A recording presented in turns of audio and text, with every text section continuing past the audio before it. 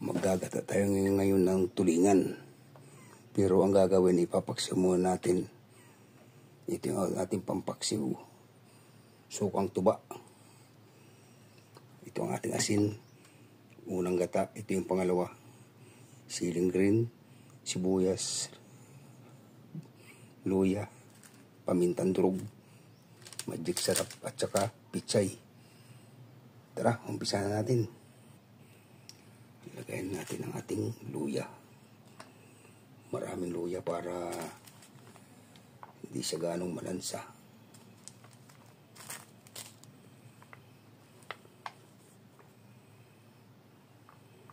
Tapos ang ating sibuyas.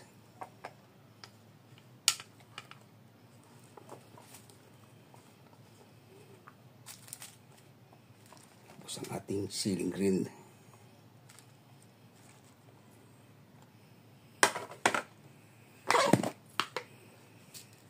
Lagyan natin ng asin.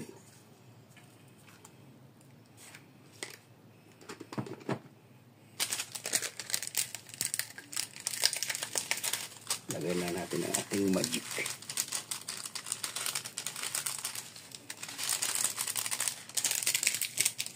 Tapos ating paminta.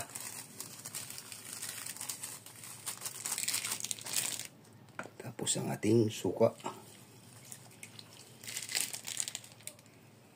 Tapos konting tubig lang kasi mayroon tayong gata.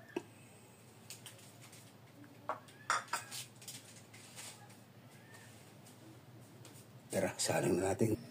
Ayan, nakasalang na yung ating tulingan. Paksiw muna natin bago natin gataan.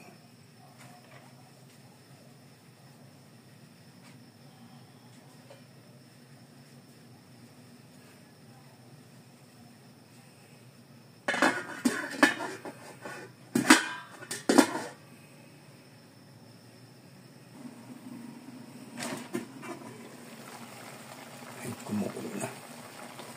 Ang bango guys kasi yung gamit nating suka, yung suka ng tuba.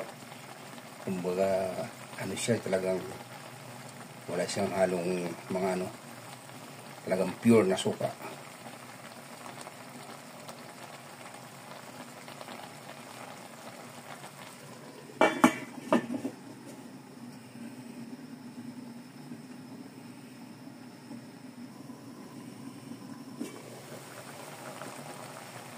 Medyo paigalan natin yung sabaw guys bago natin ilagay yung pangalawang gata.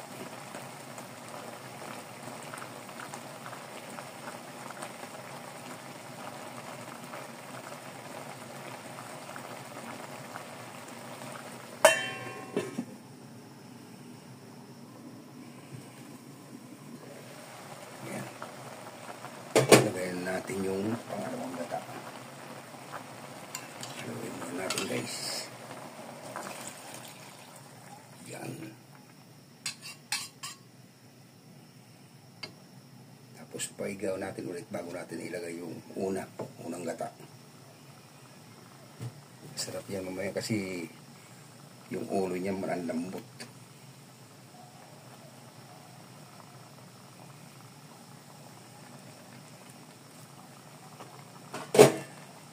So takpan natin ulit.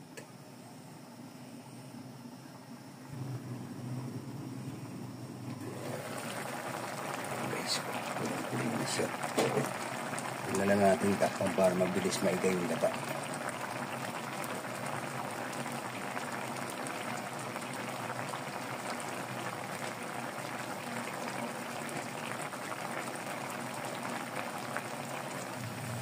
Ayan guys, maigay na siya.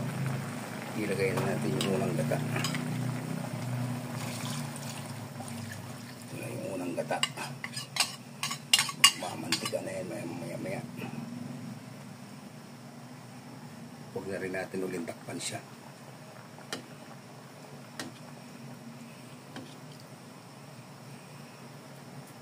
Kumayan yung tinik ng ulo niyan, ang lambot.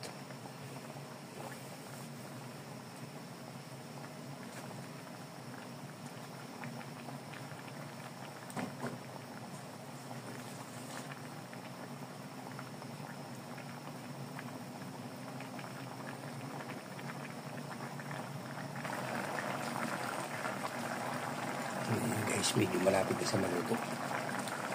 Ito naglalangis-langis na yung ating gata.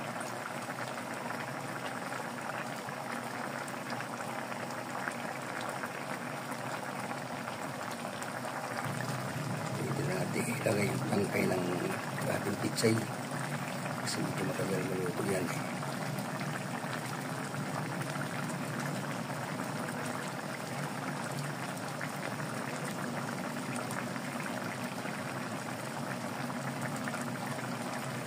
Ngayon, sunod na natin yung dahon.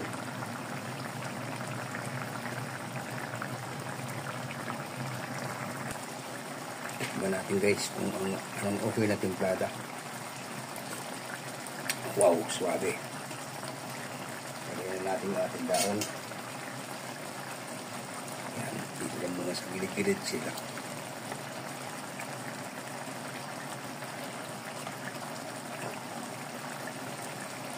Sa timplada ng ating ginataang tuldingan. Sarap naman ang kain. Ito natin mamaya.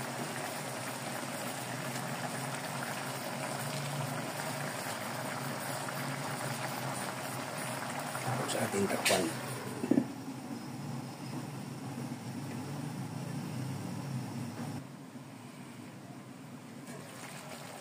Ayan, okay na siya guys. Ito na. Tayin natin.